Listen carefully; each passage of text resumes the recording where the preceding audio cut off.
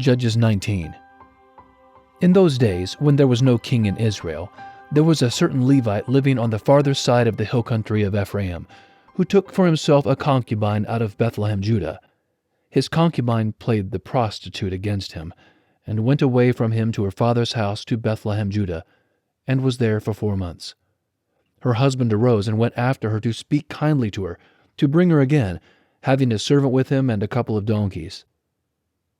She brought him into her father's house, and when the father of the young lady saw him, he rejoiced to meet him.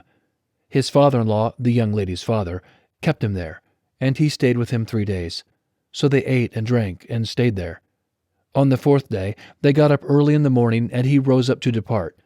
The young lady's father said to his son-in-law, "Strengthen your heart with a morsel of bread, and afterward you shall go your way." So they sat down, ate and drank, both of them together. Then the young lady's father said to the man, "Please be pleased to stay all night, and let your heart be merry." The man rose up to depart, but his father-in-law urged him, and he stayed there again. He arose early in the morning on the 5th day to depart, and the young lady's father said, "Please strengthen your heart and stay until the day declines."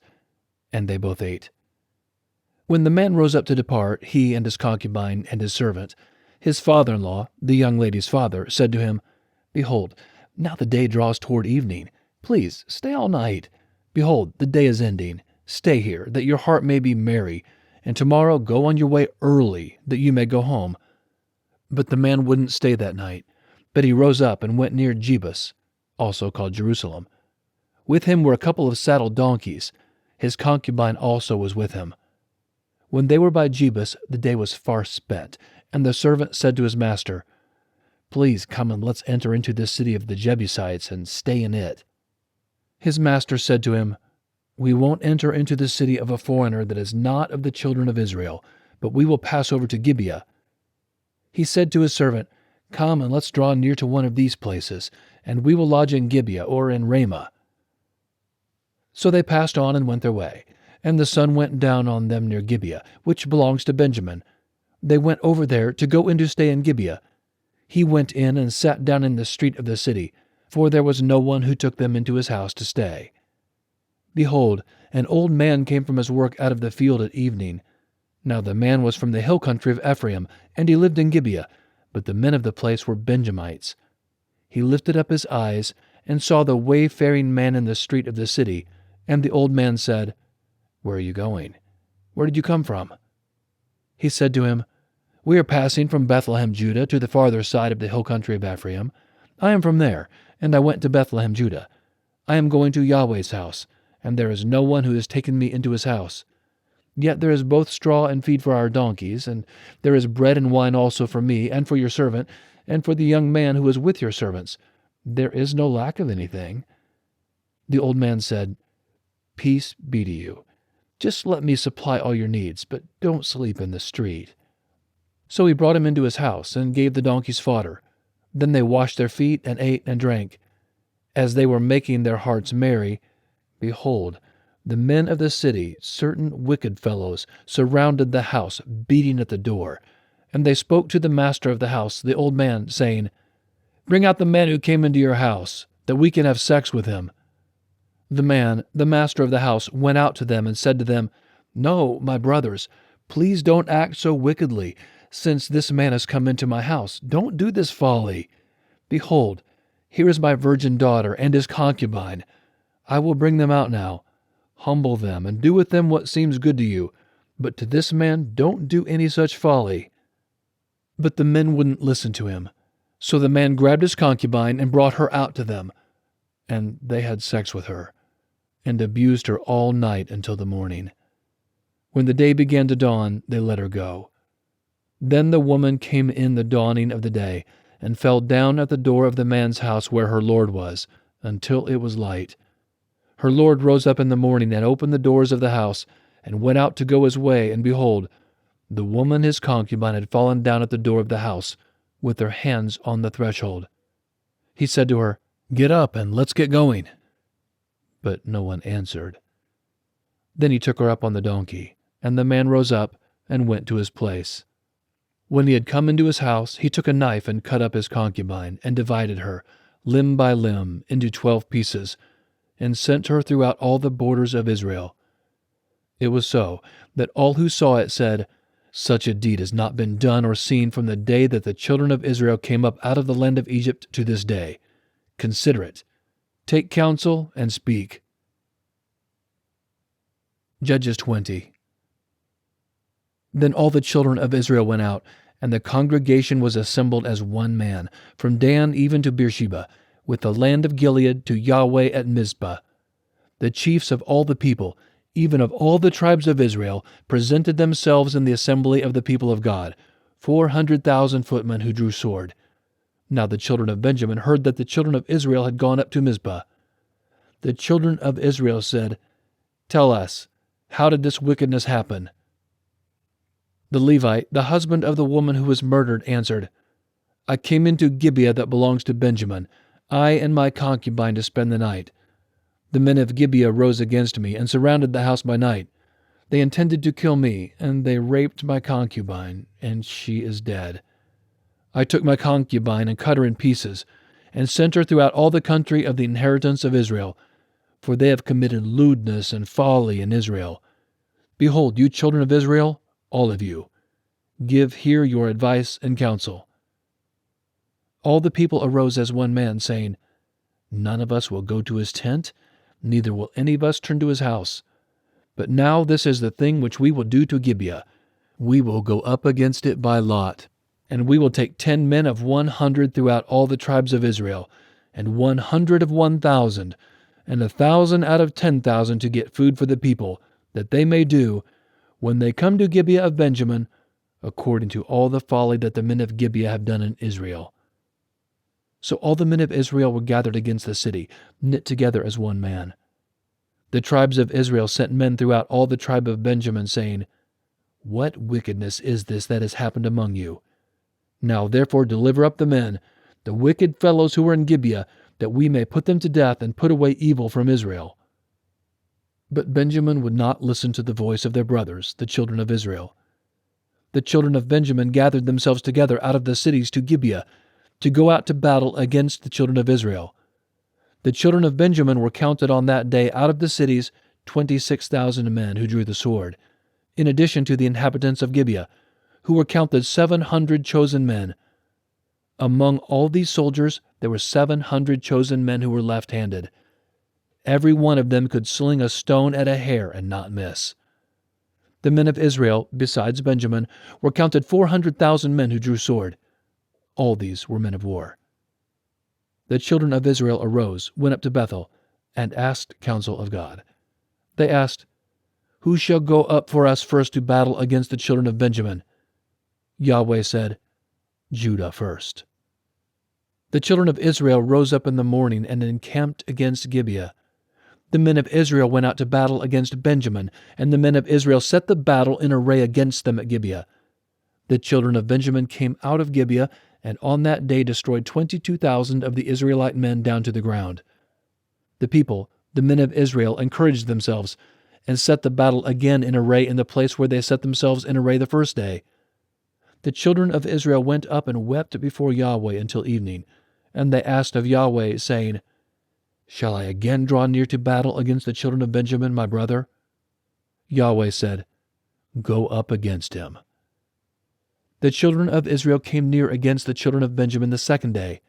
Benjamin went out against them out of Gibeah the second day, and destroyed down to the ground of the children of Israel again 18,000 men. All these drew the sword. Then all the children of Israel and all the people went up and came to Bethel, and wept, and sat there before Yahweh, and fasted that day until evening. Then they offered burnt offerings and peace offerings before Yahweh. The children of Israel asked Yahweh, for the ark of the covenant of God was there in those days, and Phinehas the son of Eleazar the son of Aaron stood before it in those days, saying, "Shall I yet again go out to battle against the children of Benjamin my brother, or shall I cease?" Yahweh said, "Go up, for tomorrow I will deliver him into your hand." Israel set ambushes all around Gibeah. The children of Israel went up against the children of Benjamin on the third day, and set themselves in array against Gibeah, as at other times. The children of Benjamin went out against the people and were drawn away from the city, and they began to strike and kill of the people as at other times, in the highways, of which one goes up to Bethel and the other to Gibeah, in the field, about 30 men of Israel. The children of Benjamin said, They are struck down before us, as at the first. But the children of Israel said, Let's flee, and draw them away from the city to the highways. All the men of Israel rose up out of their place and set themselves in array at Baal Tamar. Then the ambushers of Israel broke out of their place, even out of Mearah Geba. 10,000 chosen men out of all Israel came over against Gibeah, and the battle was severe. But they didn't know that disaster was close to them. Yahweh struck Benjamin before Israel, and the children of Israel destroyed of Benjamin that day 25,100 men. All these drew the sword. So the children of Benjamin saw that they were struck, for the men of Israel yielded to Benjamin because they trusted the ambushers whom they had set against Gibeah. The ambushers hurried and rushed on Gibeah. Then the ambushers spread out and struck all the city with the edge of the sword. Now the appointed sign between the men of Israel and the ambushers was that they should make a great cloud of smoke rise up out of the city. The men of Israel turned in the battle, and Benjamin began to strike and kill the men of Israel, about 30 persons. For they said, Surely they are struck down before us, as in the first battle. But when the cloud began to arise up out of the city in a pillar of smoke, the Benjamites looked behind them, and behold, the whole city went up in smoke to the sky.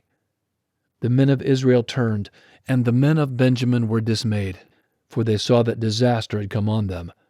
Therefore they turned their backs before the men of Israel to the way of the wilderness, but the battle followed hard after them. And those who came out of the cities destroyed them in the middle of it. They surrounded the Benjamites, chased them, and trod them down at their resting place, as far as near Gibeah toward the sunrise. 18,000 men of Benjamin fell. All these were men of valor. They turned and fled toward the wilderness to the rock of Rimmon. They gleaned 5,000 men of them in the highways, and followed hard after them to Gedam, and struck 2,000 men of them, so that all who fell that day of Benjamin were 25,000 men who drew the sword. All these were men of valor. But 600 men turned and fled toward the wilderness to the rock of Rimmon, and stayed in the rock of Rimmon 4 months. The men of Israel turned again on the children of Benjamin, and struck them with the edge of the sword, including the entire city, the livestock, and all that they found. Moreover, they set all the cities which they found on fire. Judges 21.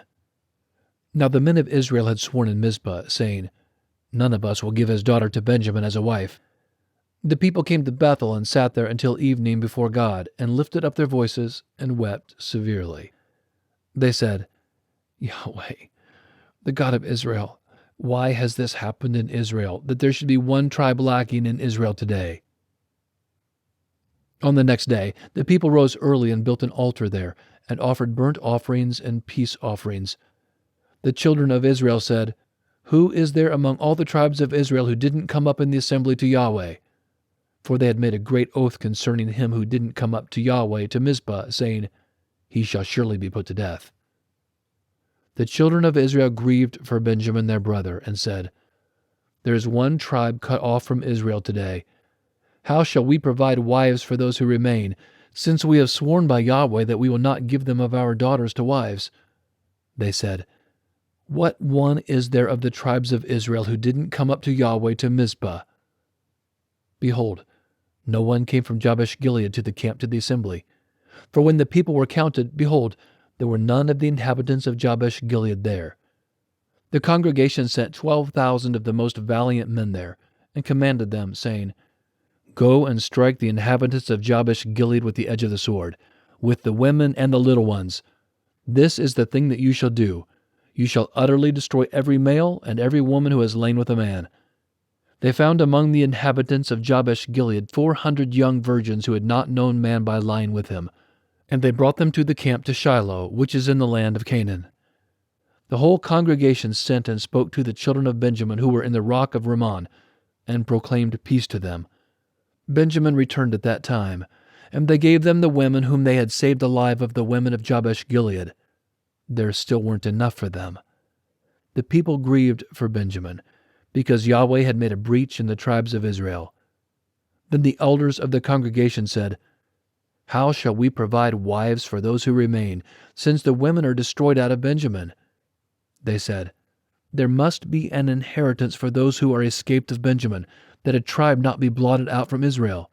However, we may not give them wives of our daughters, for the children of Israel had sworn, saying, 'Cursed is he who gives a wife to Benjamin.'"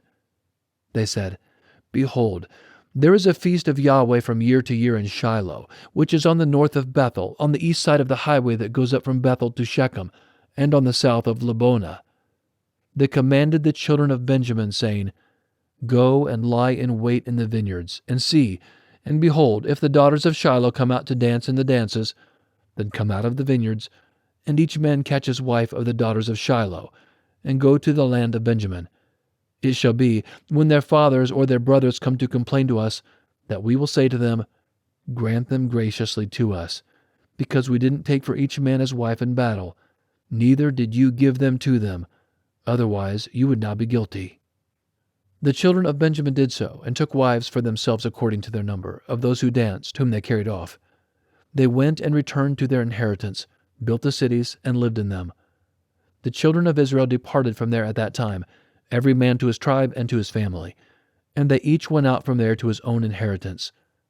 In those days there was no king in Israel. Everyone did that which was right in his own eyes.